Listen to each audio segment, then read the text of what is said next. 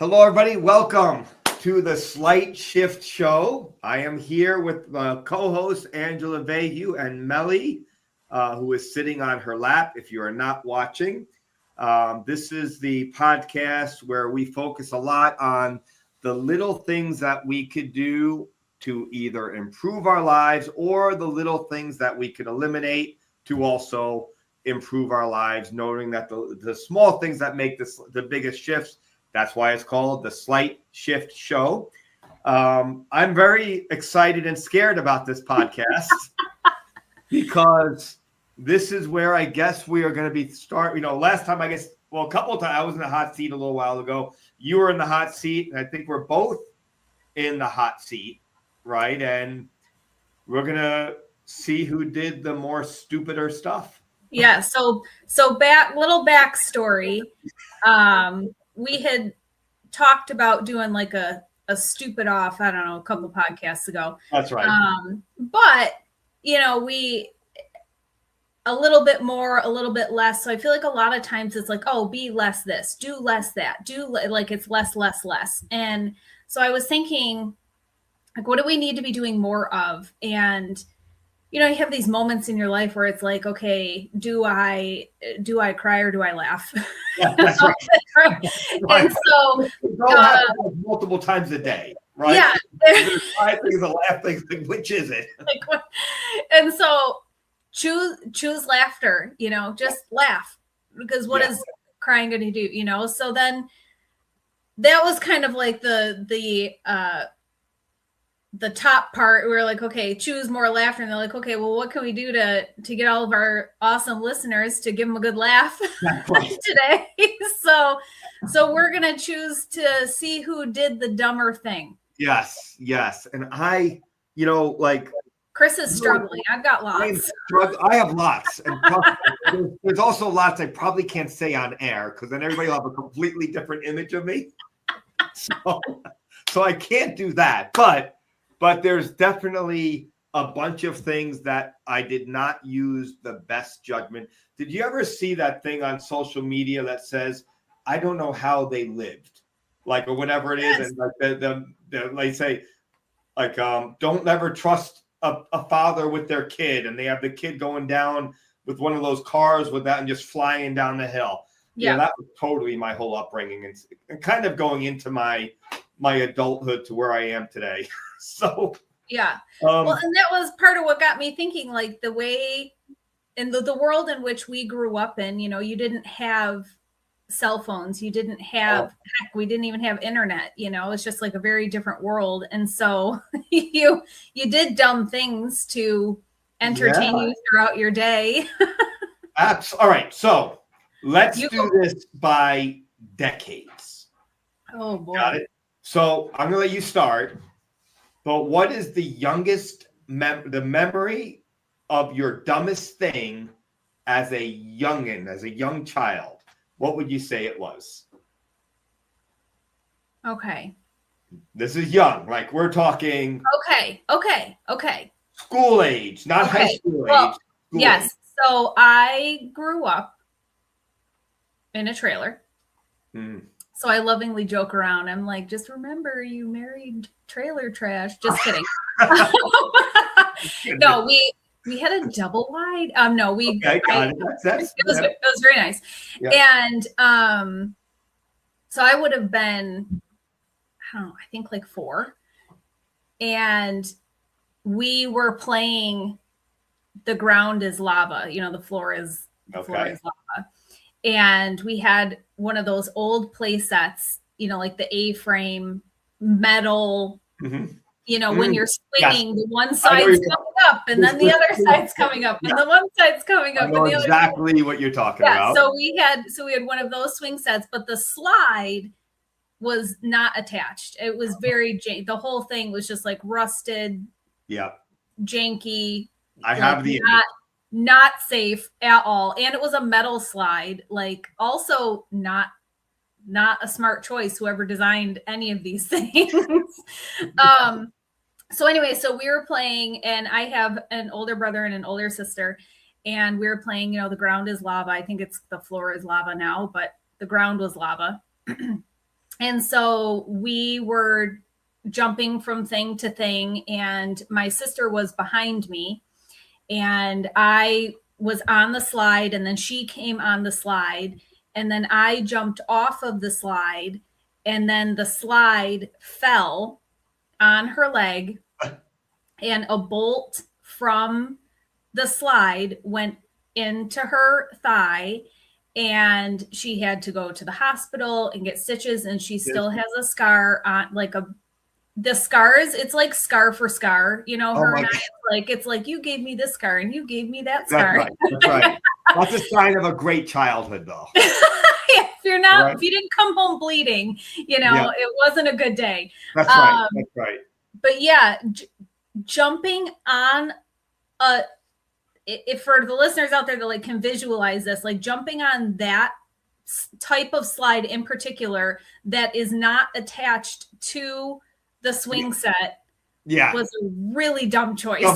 All right, that's good. That's good. Okay, so you're winning so far. Now, for me, I was. Wait, what decade are we in? I am. Because that would have been the 80s for me. All right, so this is probably the late 70s, early 80s. So maybe 81, 82. I'm thinking I was 11, 12 years old in this story. I was at my friend's house. We loved BMX bikes. I loved BMX bikes. I had a Huffy. It was like my baby. And he had this thing at his house. He lived on a dead end, but then I guess the department of whatever, they put on big mounds of dirt. So they had the dirt, and then there was a little like gully in the middle, and we would try to jump it and clear the gully onto the other side. So it wasn't like, it was only like whatever, a couple of feet, but it wasn't big. So I said, hey, Matt, I'm going to go really fast. So I went really fast, and I hit this thing. I launched it. I cleared the gully, cleared the other side coming down, got scared, turned my handlebars in, and flat landed with the bars right in my groin. Oh my God. Were you trying to be Evel Knievel?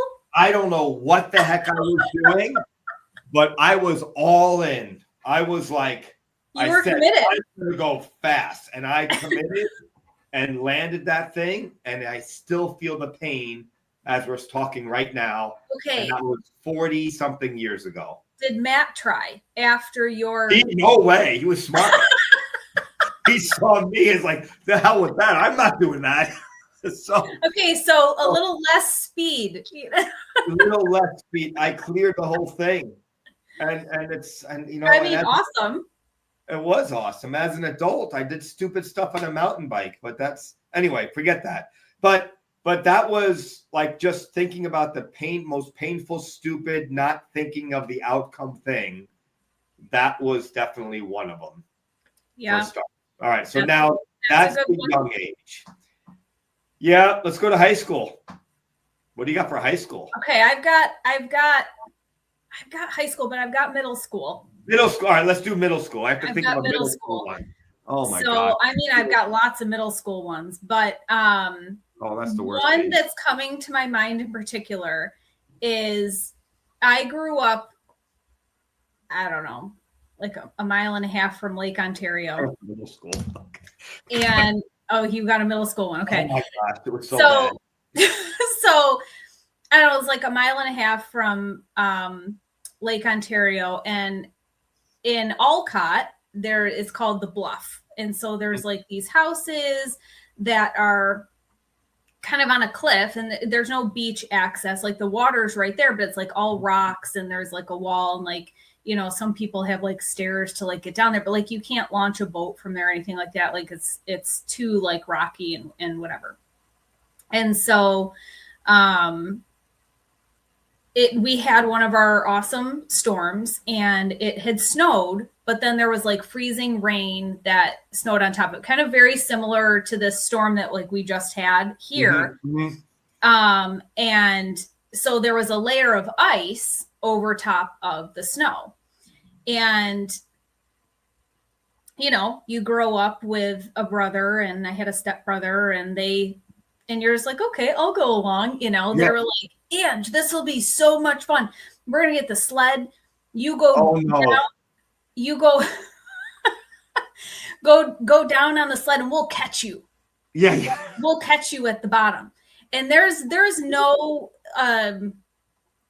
fence or anything. It's just, and so I was like, okay, and and so I'm going down, and they were catching me and pulling me off of the sled. Well, one time they caught me but not the sled, so the sled went boom into Lake Ontario. And so now the sled is like, it's like Wilson, floating away in Lake Ontario. And we were like, oh my God, we're like freaking out. We're like, we got to get the sled back. Like, we're going to get into trouble. Yeah. So we go into the garage, and we get a fishing pole, and we're going to try and fish the sled out of Lake Ontario. Well, in the meantime, my stepdad was inside, and he sees a sled floating in Lake Ontario and no kids, so around. Scared. So he freaked out. We all got into so much trouble. Yeah. That was so dumb. Like, why did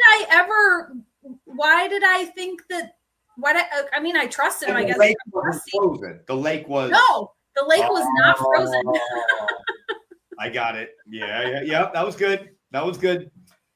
I had another one just came up too when you said fishing. Oh boy! See, I knew they would come. Oh my gosh! This is actually, I don't think it was my fault, but I was definitely the victim here.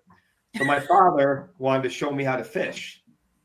So he literally got a fishing pole, and we tied a spoon to it.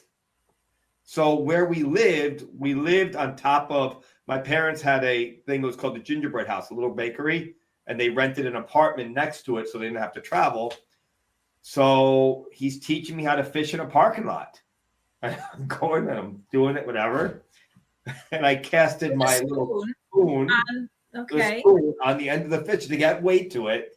Oh, I was wondering what the purpose of the spoon was. Yeah, so you're like, it has weight, right? It'd be the weight. Okay. All right. I got it. Got it. Throw it. My father's with me, and we're hanging out. And he goes, all right, try it. So I go like this, and I do it. And it goes right into the storefront and shatters the storefront window. Oh, no. Sitting there with the fishing rod. And then my father goes, oh, shit, and runs away. And leaves. Your dad ran away? My father ran away and left me there with the fishing rod, alarms going off, with the window shattered. Oh, my gosh. I don't remember what happened. I was just going to ask, what happened. I have no clue what happened. Probably he had to pay for the window. But when he ran, I remember sitting there almost like I'm caught with my pants down. I don't know. I was just stuck there. So that was oh my gosh. That was a good one. We're going to have a fish off. It was a fish off. Yeah. No, I got another fish story. Oh, geez. Another one? Okay, let's hear it. Yeah, I got another fish. So I grew up right by a dam, the Burt Dam. So big fishing place. Yeah. And so 18 Mile Creek goes into the dam, into Lake Ontario, whatever. And so you go down into, there's this little park where a lot of people do the fishing or whatever. And so, Melly, I need my other arm here, girl. I know, you're adorable. And so the water's rushing down, and you're down here, and this huge dam of the water rushing down. Well, you've got nothing else to do, so why not walk on the little tiny ledge so that you can stand right next to the rushing water to get the perfect picture with that 35 millimeter camera. Yes. No digital cameras back then. No. And so I have a picture of me literally standing right next to the rushing water. Jeez. And now looking back, to get there, first of all, the ledge wasn't even a foot wide, but from water just constantly pouring. That concrete has eroded and wore away. So it's just the rebar. Yeah. And so like I walked across rebar, and I wasn't the only one to do it. There were others that partook in the walking on the rebar to stand next to the dam, in the rushing water. But yeah. So I could. We didn't think then. And we just want our kids to not do the stupid things we've done, right? 100%. But you also want them, in the world in which we live today, where there's so much technology and kids like don't go outside and play like we used to. My God.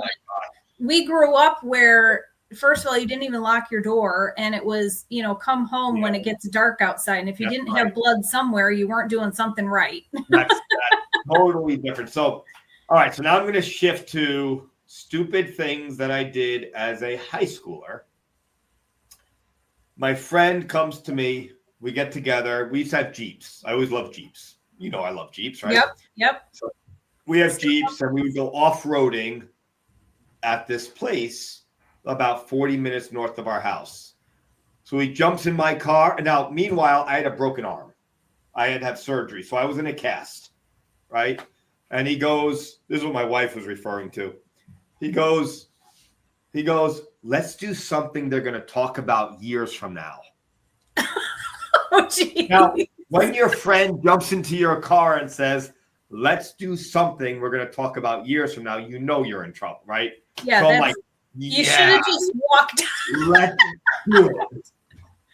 So we go up in my Jeep. Now, this is way before cell phones. We go up. Then I have an adult one. Oh, my gosh. That was funny. All right. We go up, and we drive all the way up there, and it's winter. And we pull in and get stuck in the mud. So there's nobody around. This is probably 11:30 at night. We both get out of the mud. We start walking on the Taconic Parkway, which is this beautiful highway. And we're walking, and we realize, holy cow, do you realize how big those lines are in the middle of the road? So we lay down in the middle of the road because we can't believe they're like 7 feet tall. Obviously, no cars were coming, but we go, and we're like, all right, what do we do? What do we do? So we find a payphone. Thankfully, no, didn't have money. We called my friend Collect. My friend says, I'll be right there. This is where 18 years old. Driving, we're walking a half hour. He comes up, and you see a car go screeching sideways. This is bad. But he goes, whoa. He got get in the car. He goes, you don't know how drunk I am. I'm like, are you kidding me? Oh my gosh. I drove us back. We got home okay. And this was back in the late 80s. And then the next day, it took like 15 people to get my Jeep unstuck, and we ended up coming back. But that was definitely one of the stupider things that we did.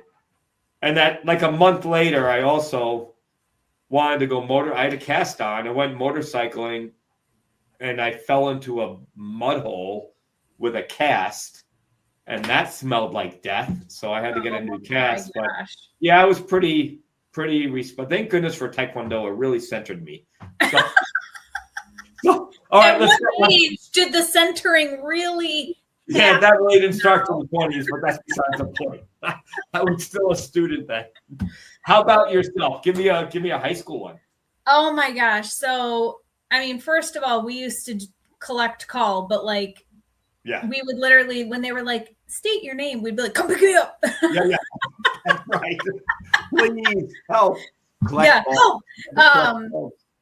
So yeah, we used to prank call people. Oh, yep. We have to do that. Because this was before caller ID, and so we would call people, and we would, like a girl would pick up or whatever, and we'd be like, Rhonda, why don't you want to be my friend anymore? And like, so we would be timing each other to see like who could keep the other person like on the line for the longest, to like believe in their story. Well, one time, I don't remember who did it, but somebody dialed 911 and then hung up. Oh, that's it. And but it was like real quick, right? Well, and my dad's sleeping, and remember, my dad worked like 3 jobs, so like you did not want to wake him up, like he was tired, he needed his rest and all that other stuff. And do the cops not show? We're like, oh shoot, I hung up, real quick. The cops showed up, and they were like, well, we were like, oh, it was an accident, we're so sorry, and they're like, well, can we need to come in and search for dead bodies. That's literally what they said to us. And we were like freaking out. We're like, oh my God, our dad's sleeping. Like, you can't come into the house. And it was, we got in a lot of trouble for that one too. Yeah. I have a funny, not funny, but I had a student who did something really stupid. We used to, after school program, right? We would transport the kids, and we had a bus. And this kid, wise guy kid, he must have been 12 or 13 years old, put a sign on the back of the bus holding like this and said something like, they kidnapped me. Like a kid on our bus. But it was a cop behind us. So the police followed them back to the school, the Taekwondo school. And boy, did he get in trouble. Like, oh my God. Can you imagine? Like, that was a bad one. But, no. All right. As an adult. All right. You get your adult. I'll do my adult. So. Yeah, not that this was stupid, but we went and got, it's kind of funny. The innocence of kids. We got ice cream. Misha really wanted ice cream. So we're like, okay, we're going to go get ice cream. And I was driving, and, we're coming home. So I'm driving, and I have ice cream in one hand and steering wheel in the other hand. And all of a sudden, flashing lights behind me. And like, I don't get pulled over. Like I am a rule follower and all of that. And so I was like, oh my God, what did I do wrong? And Matt's like, calm down. I'm like freaking out. I was like, what did I do? What did I do? And he's like, calm down. Like, you're okay. I was like, I didn't do anything wrong. Like, what's happening? So I pull over, and, the cop comes up, and he's like, do you know why I pulled you over? And I'm like sweating. And I was like, I have to be honest with you. Like, I literally have no idea why you pulled me over. And I felt like even nervous saying that. I was like, oh, he's going to think that I'm just like lying or whatever. And he goes, well, it looked like you were holding a cell phone. And I was like, oh my God, my ice cream. Cause I had handed the ice cream to Matt, cause I was like panicking, Well, does Misha then not go to school the next day? And it's like, my mom got pulled over by the police and blah, blah. And I was like, no, I did nothing wrong, I actually, this was really bad too. It wasn't even my fault, but I got pulled for being on the cell phone. They pulled me over in my town where my Taekwondo school is while I was in my Taekwondo uniform. The young cop comes out and says, I need you to step out of the car. I'm like, what? Why? I need you to step out of the car. Please turn around. And they cuffed me in my Taekwondo uniform. Chris, we are learning so much about you today. Right? And apparently I had a ticket, like a part that wasn't paid. Oh. So they literally cuffed me. What do you call that? Took my car. Yes. Impounded my car. I didn't know about this. Cuffed me, put me in the back of the police in the same town where I have the Taekwondo school. Now you have to realize, in my uniform. Oh. So I go to the station. I go to the station, and the chief goes to the guy, what the hell are you doing? Do you know who this is? This is Master Burlow. And he let me go and took the cuffs off. He goes, I'm so sorry, da, da, da, da, da. But here I am, like a staple in the community, very well respected, in handcuffs on the side of the road with the school bus coming by. Like, it could not be much Worse. So the moral of that story is, if you get a ticket, make sure pay it. Pay it. Yes, pay it. All right. Well, I have never been handcuffed or in the back. Me neither. Me neither. I don't ever want to be again. In the back again. And then the cop leaves my phone on the top of the car. And then no. So, but my goodness, yeah, I wasn't a happy camper. I mean, I wasn't upset, but I had to answer. That might be the dumbest thing, not paying the parking ticket. That's right. That may take, but one last pay your parking tickets. Stupid thing. This was a funny stupid thing. My brother and I went hiking in the middle of the woods during COVID. And we found a good parking or like a place to camp. So I jumped out of the car. It was in a Tesla. I put my phone on top of the key, left. And what happens with Tesla, when you go to the door, it just opens. Yep. But it didn't read it because the signal was being blocked. So I couldn't get in the car. And we're stuck in the middle of nowhere during COVID. We had to walk down and find somebody. And then I had to call up somebody, use somebody's phone. I'm like, look, my car, I got to test. Like, I got to call my wife. My wife downloaded the app, opened up the car from 200 miles away, and then she starts playing with it and controlling my car because now she has the app.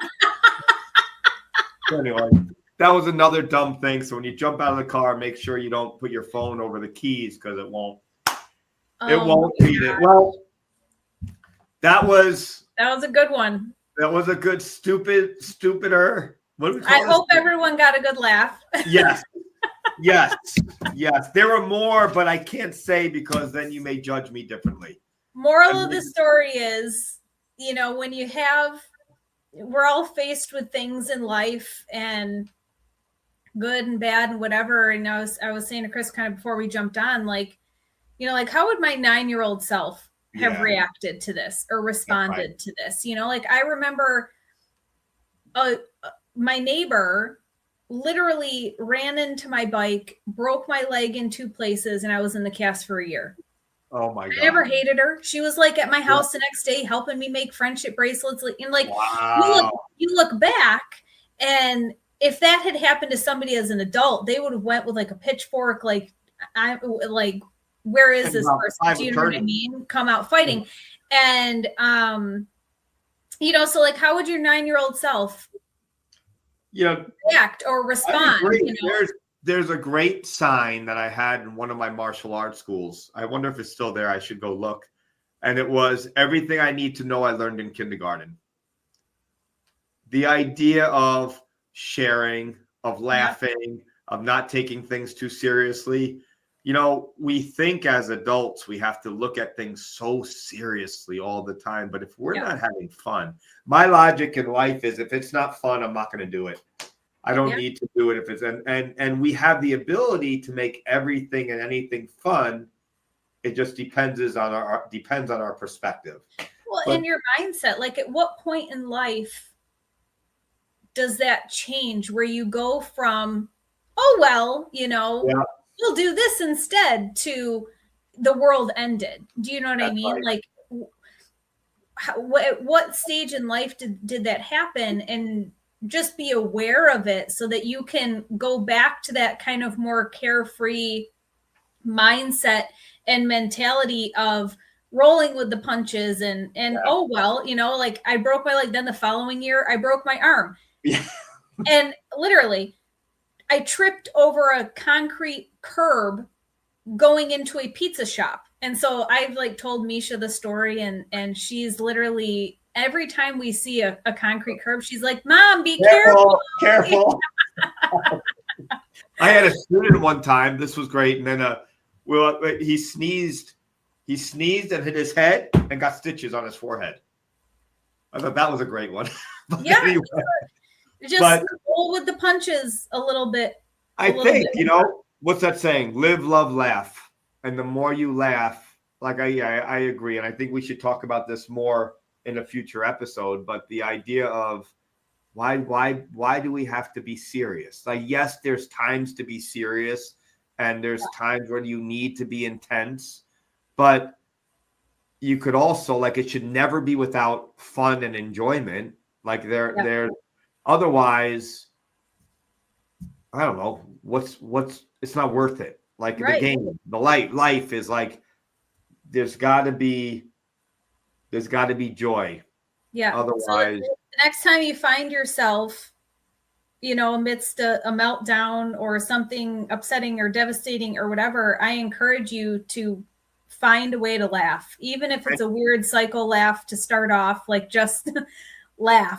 And maybe think about something you did that was really stupid, because I don't think you and I laughed more in an episode than we did today. Right. Well, like there's always so like believe me, I've done a lot of stupid stuff as an adult that I don't know if I'm willing to admit on air, but yeah, I had a couple too. That was the point is that's actually perfect, because the point is you reflect back and be like, oh, but that was way more stupid. We tied our kitchen chairs to the back of bicycles because they have wheels on them, and thought it would be safe and fun to ride each other up and down the street. Yeah. And years and years and years later, my sister and I were joking about the story. My dad's like, so that's how the kitchen chairs got ruined? We're like, yeah. Well, this could be a part 2 and a part 3 and a part 4, because now you know what's going to happen. I'm going to be going to sleep at night and be like, oh, that was really stupid. Oh, man. You're going to get a Rolodex of all the dumb we're things. We're going to get a Rolodex. But, well, thank you, everybody, for joining us today. We hope you got to laugh. We hope you got to smile. And we hope that you got to reflect on some stupid things that you might have done. This ended up being confession. Share your stupid things in the comments. That's right. Share your feel better about our stupid things. That's right. So this way, it's not just us. But thank you, everybody. Please tune in next time. This is the Slight Shift Show, where we do the smallest things, changes, improvements, so we can make the dramatic improvements and differences and changes in the life. And a lot of times, it's just a matter of laughing at ourselves to realize that we are human, and it's all about enjoyment, joy, having fun, and sharing quality time with really cool people. Yes. So the final shift is just laugh a little bit more. A little bit more. A little bit more. Thank you, everybody.